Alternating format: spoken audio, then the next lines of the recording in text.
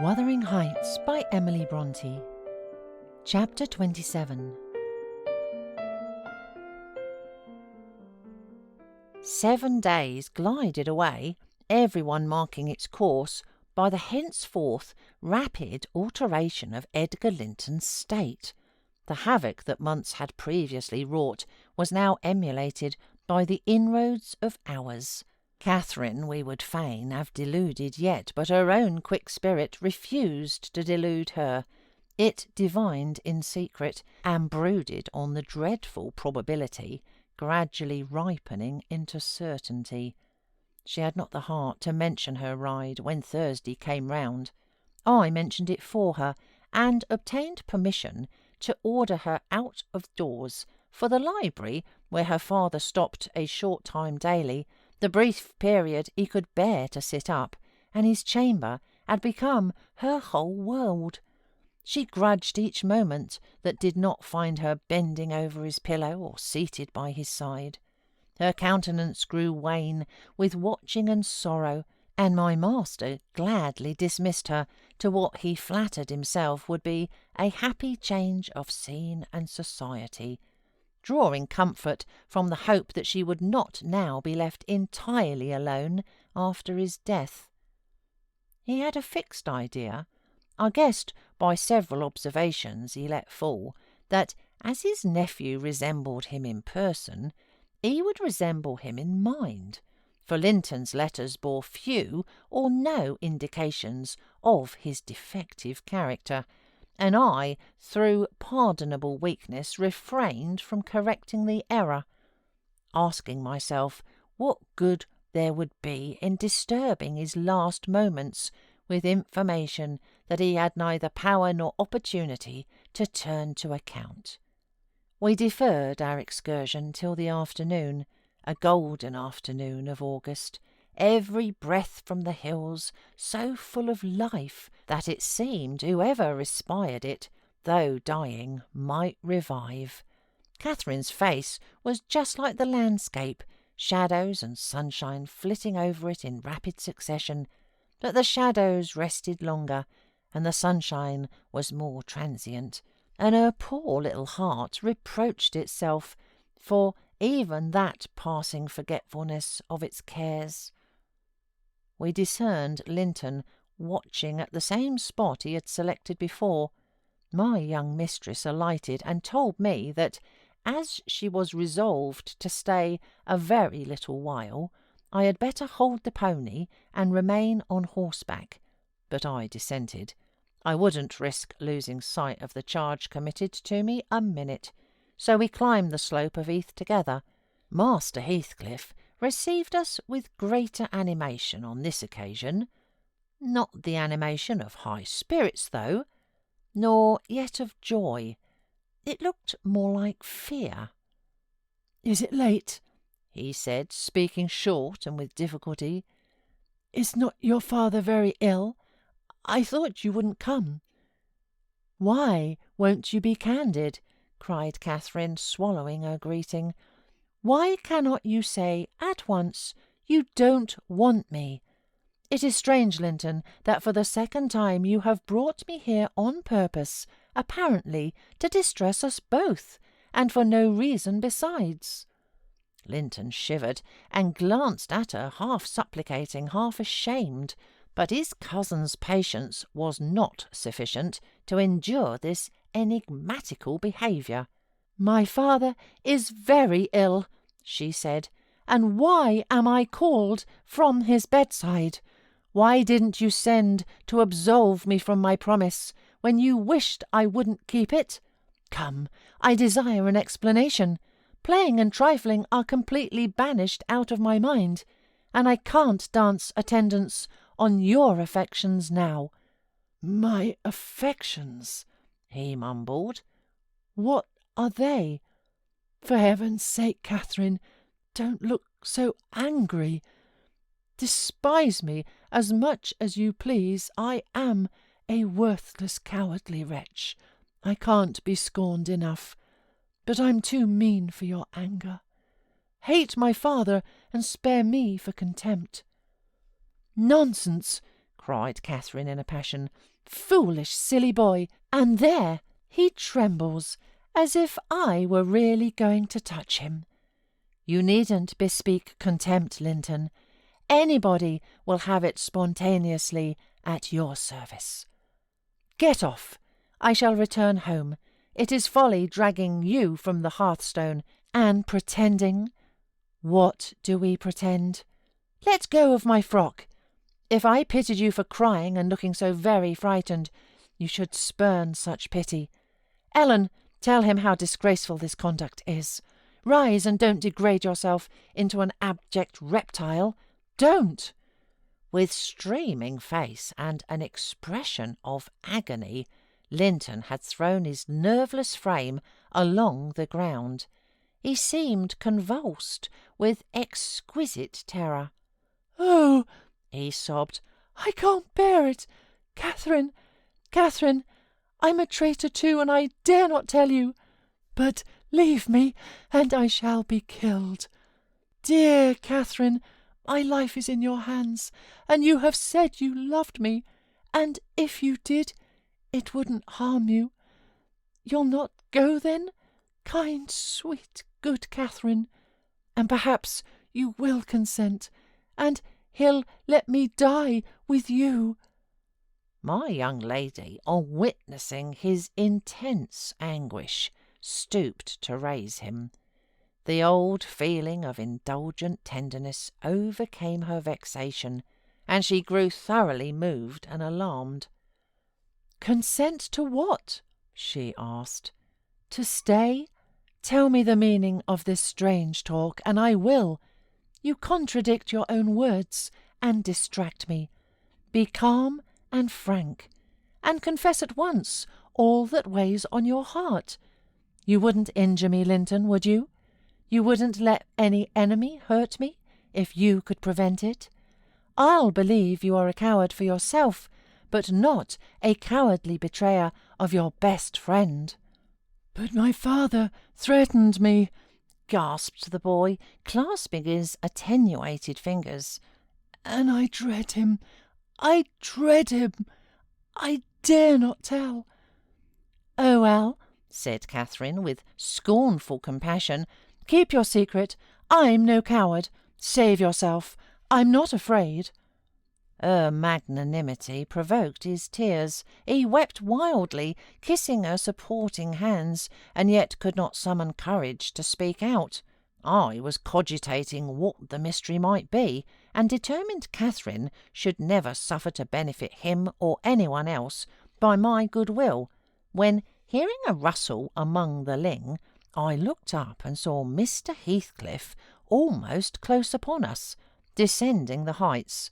He didn't cast a glance towards my companions, though they were sufficiently near for Linton's sobs to be audible, but hailing me in the most hearty tone, he assumed to none besides, and the sincerity of which I couldn't avoid doubting. He said, "It is something to see you so near to my house, Nelly. How are you at the Grange? Let us hear. The rumour goes," he added in a lower tone, "that Edgar Linton is on his deathbed. Perhaps they exaggerate his illness."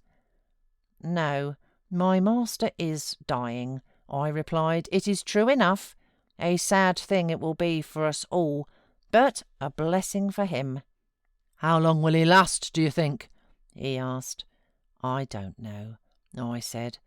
"Because," he continued, looking at the two young people who were fixed under his eye, Linton appeared as if he could not venture to stir or raise his head, and Catherine could not move on his account. "Because that lad yonder seems determined to beat me, and I'd thank his uncle to be quick and go before him. Hello, has the whelp been playing that game long? I did give him some lessons about snivelling. Is he pretty lively with Miss Linton generally?" "Lively? No. He has shown the greatest distress," I answered. "To see him, I should say that instead of rambling with his sweetheart on the hills, he ought to be in bed, under the hands of a doctor." "He shall be in a day or two," muttered Heathcliff, But first, get up, Linton, get up, he shouted. Don't grovel on the ground there. Up, this moment. Linton had sunk prostrate again in another paroxysm of helpless fear, caused by his father's glance towards him. I suppose there was nothing else to produce such humiliation. He made several efforts to obey, but his little strength was annihilated for the time, and he fell back again with a moan. Mr. Heathcliff advanced and lifted him to lean against a ridge of turf. "Now," he said with curbed ferocity, "I'm getting angry, and if you don't command that paltry spirit of yours, damn you, get up directly." I will, father," he panted. Only let me alone, or I shall faint. I've done as you wished, I'm sure. Catherine will tell you that I have been cheerful. Ah, keep by me, Catherine. Give me your hand." "Take mine," said his father. "Stand on your feet. There now. She'll lend you her arm. That's right. Look at her. Would you imagine I was the devil himself, Miss Linton, to excite such horror? Be so kind as to walk home with him, will you? He shudders if I touch him." "Linton, dear," whispered Catherine, "I can't go to Wuthering Heights. Papa has forbidden me. He'll not harm you. Why are you so afraid?" "I can never re-enter that house," he answered. "I'm not to re-enter it without you." "Stop," cried his father. "We'll respect Catherine's filial scruples. Nelly, take him in, and I'll follow your advice concerning the doctor without delay."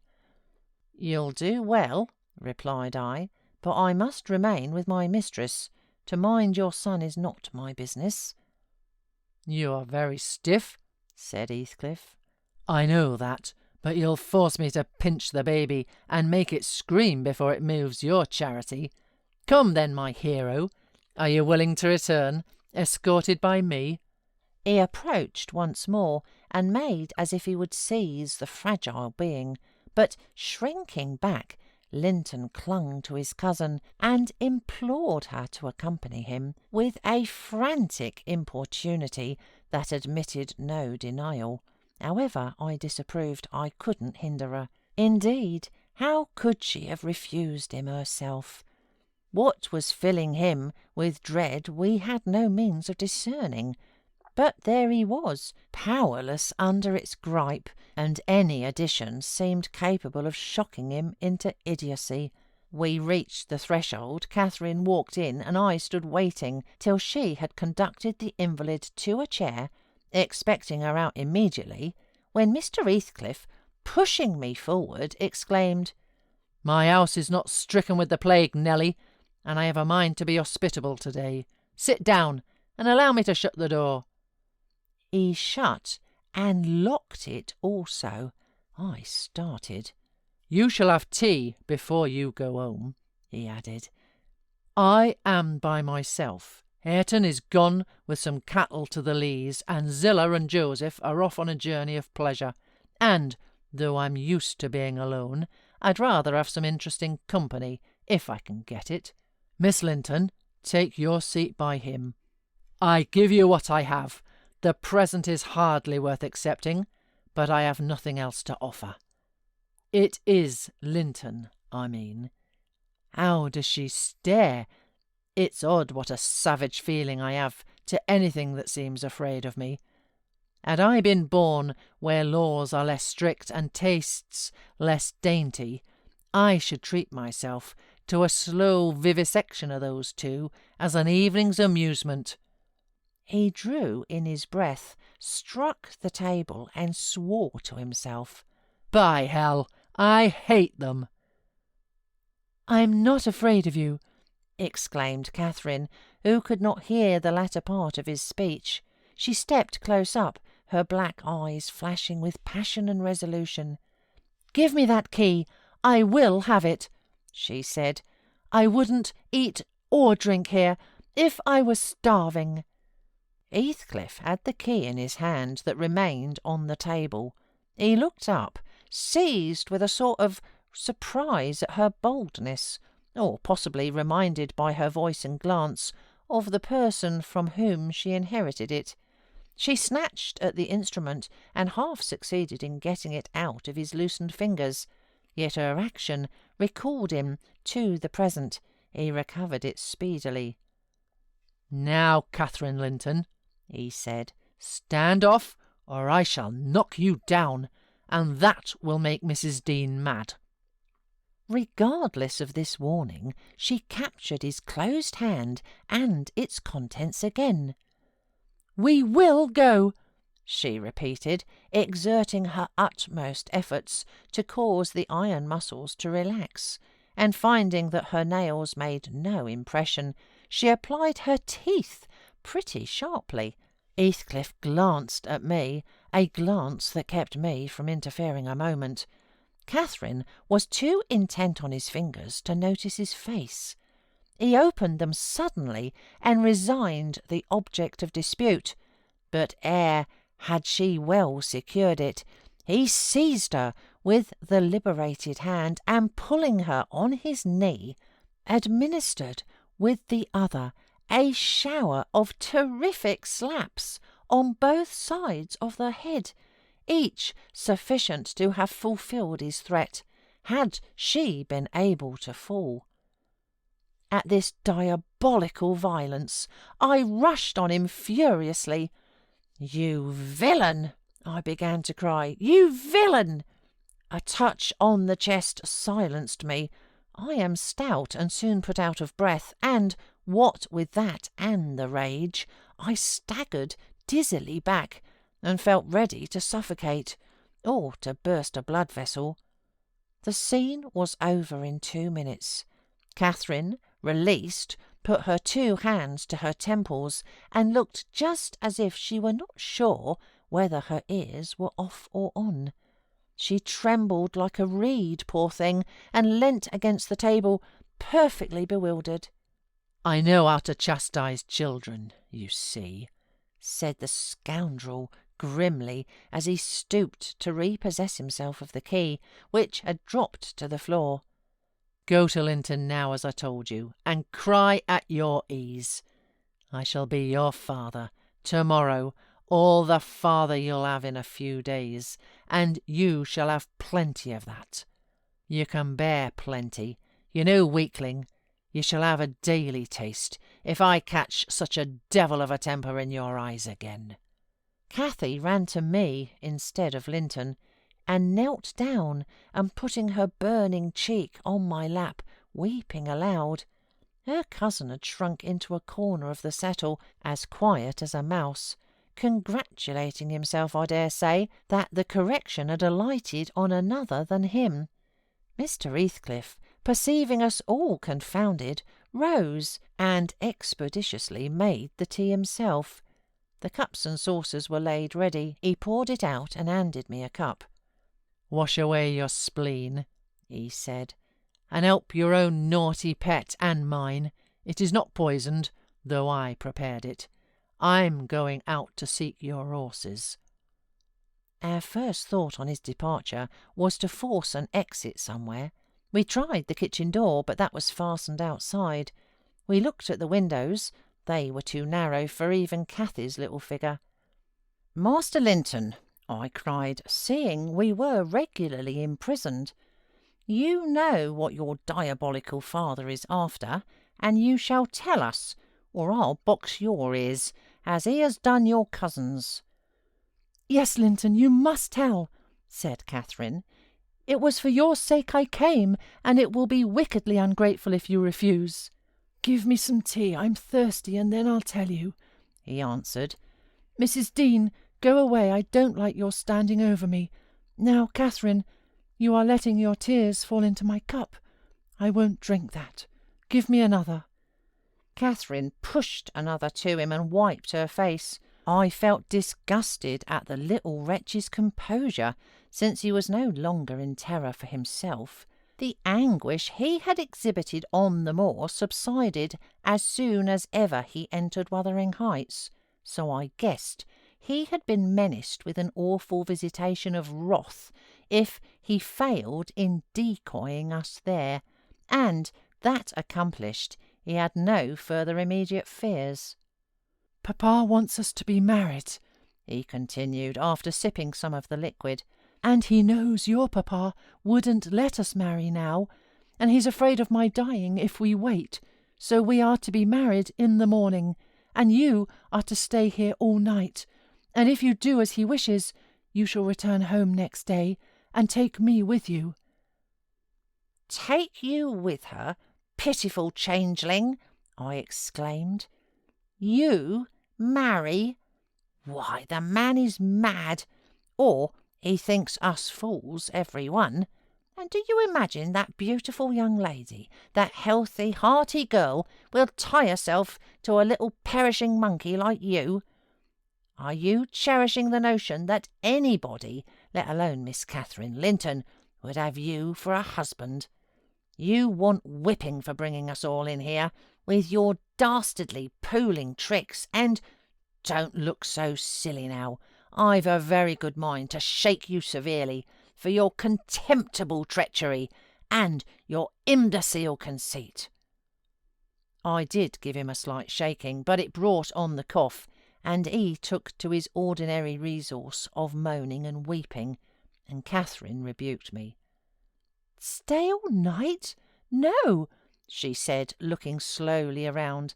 "Ellen, I'll burn that door down, but I'll get out." And she would have commenced the execution of her threat directly, but Linton was up in alarm for his dear self again. He clasped her in his two feeble arms, sobbing. "Won't you have me, and save me? Not let me come to the Grange? Oh, darling Catherine, you mustn't go and leave, after all. You must obey my father. You must." "I must obey my own," she replied, "and relieve him from this cruel suspense. The whole night, what would he think? He'll be distressed already. I'll either break or burn a way out of this house. Be quiet, you're in no danger, but if you hinder me, Linton, I love papa better than you." The mortal terror he felt of Mr. Heathcliff's anger restored to the boy his coward's eloquence. Catherine was near distraught. Still she persisted that she must go home, and tried entreaty in her turn, persuading him to subdue his selfish agony. While they were thus occupied, our gaoler re-entered. "Your beasts have trotted off," he said. "And now, Linton, snivelling again. What has she been doing to you? Come, come, have done and get to bed. In a month or two, my lad, you'll be able to pay her back her present tyrannies with a vigorous hand. You're pining for pure love, are you not? Nothing else in the world, and she shall have you. There, to bed. Zillah won't be here tonight. You must undress yourself. Hush, hold your noise. Once in your own room, I'll not come near you. You needn't fear. By chance, you've managed tolerably. I'll look to the rest." He spoke these words, holding the door open for his son to pass, and the latter achieved his exit exactly as a spaniel might, which suspected the person who attended on it of designing a spiteful squeeze. The lock was re-secured. Heathcliff approached the fire, where my mistress and I stood silent. Catherine looked up and instinctively raised her hand to her cheek. His neighbourhood revived a painful sensation. Anybody else would have been incapable of regarding the childish act with sternness, but he scowled on her and muttered, "Oh, you are afraid of me? Your courage is well disguised. You seem damnably afraid." "I am afraid now," she replied, "because if I stay, papa will be miserable, and how can I endure making him miserable when he... Mr. Heathcliff, let me go home. I promised to marry Linton. Papa would like me to, and I love him. Why should you wish to force me to do what I'll willingly do of myself?" "Let him dare to force you," I cried. "There's law in the land, thank God. there is, though we be an out-of-the-way place, I'd inform if he were my own son, and it's felony without benefit of clergy." "Silence," said the ruffian. "To the devil with your clamour. I don't want you to speak. Miss Linton, I shall enjoy myself remarkably in thinking your father will be miserable.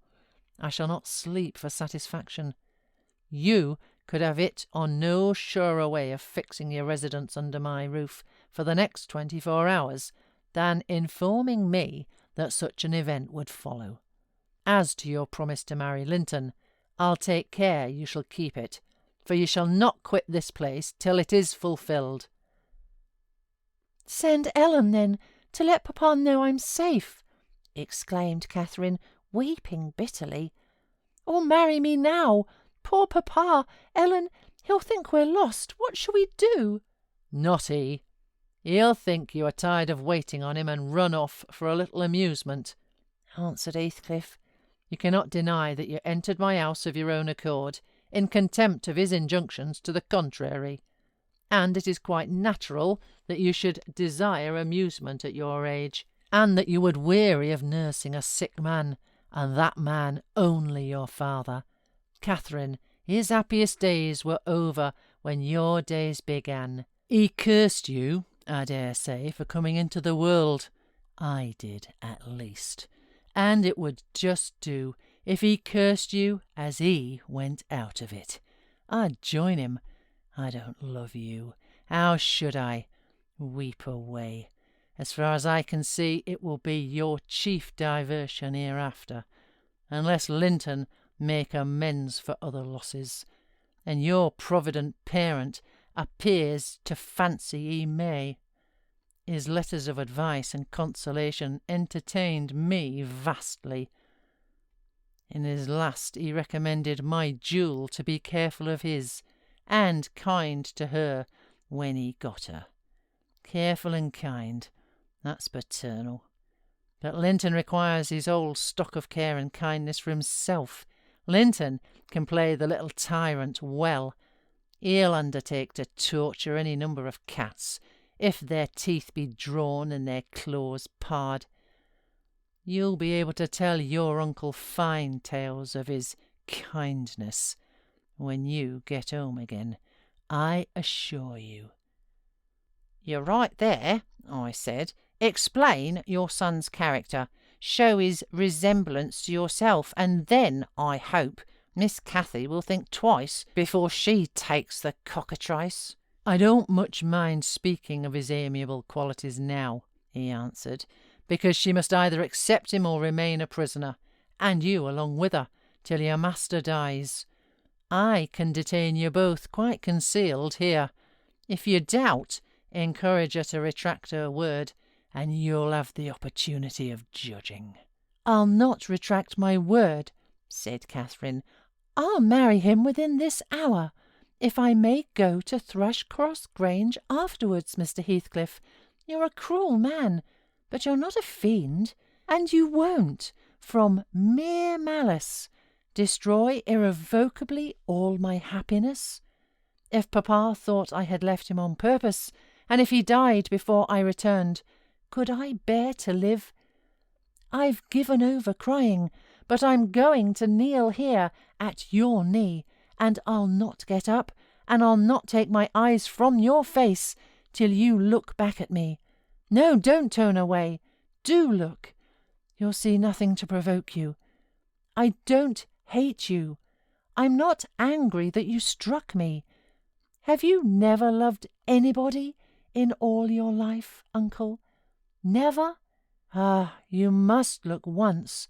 I'm so wretched, you can't help being sorry and pitying me."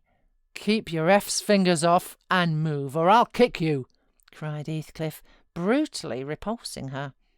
"I'd rather be hugged by a snake. How the devil can you dream of fawning on me? I detest you." He shrugged his shoulders, shook himself, indeed, as if his flesh crept with aversion, and thrust back his chair, while I got up and opened my mouth to commence a downright torrent of abuse. But I was rendered dumb in the middle of my first sentence by a threat that I should be shown into a room by myself the very next syllable I uttered. It was growing dark. We heard a sound of voices at the garden gate. Our host hurried out instantly. He had his wits about him. We had not. There was a talk of 2 or 3 minutes, and he returned alone. "I thought it had been your cousin Ayrton," I observed to Catherine. "I wish he would arrive. Who knows but he might take our part?" "It was 3 servants sent to seek you from the Grange," said Heathcliff, overhearing me. "You should have opened a lattice and called out. But I could swear that chit is glad you didn't. She's glad to be obliged to stay, I'm certain."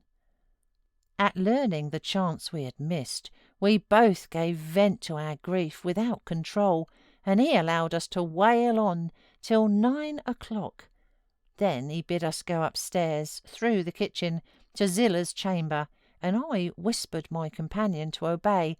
Perhaps we might contrive to get out through the window there, or into a garret, and out by its skylight. The window, however, was narrow, like those below, and the garret trap was safe from our attempts, for we were fastened in as before. We neither of us lay down. Catherine took her station by the lattice, and watched anxiously for morning, a deep sigh being the only answer I could obtain to my frequent entreaties that she would try to rest. I seated myself in a chair and rocked to and fro, passing harsh judgment on my many derelictions of duty, from which it struck me then all the misfortunes of my employers sprang. It was not the case in reality, I am aware, but it was in my imagination that dismal night, and I thought Heathcliff himself less guilty than I. At 7 o'clock he came, and inquired if Miss Linton had risen. She ran to the door immediately and answered, "Yes." "Here, then," he said, opening it and pulling her out. I rose to follow, but he turned the lock again. I demanded my release. "Be patient," he replied. "I'll send up your breakfast in a while." I thumped on the panels and rattled the latch angrily, and Catherine asked why I was still shut up. He answered I must try to endure it another hour, and they went away. I endured it 2 or 3 hours. At length I heard a footstep, not Heathcliff's. "I've brought you something to eat," said a voice. "Open t' door." Complying eagerly, I beheld Hareton laden with food, enough to last me all day. "Take it," he added, thrusting the tray into my hand. "Stay 1 minute," I began. "Nay," cried he, and retired, regardless of any prayers I could put forth to detain him. And there I remained, enclosed the whole day, and the whole of the next night, and another, and another. 5 nights and 4 days I remained, altogether seeing nobody but Hareton once every morning, and he was a model of a jailer, surly and dumb, and deaf to every attempt at moving his sense of justice or compassion.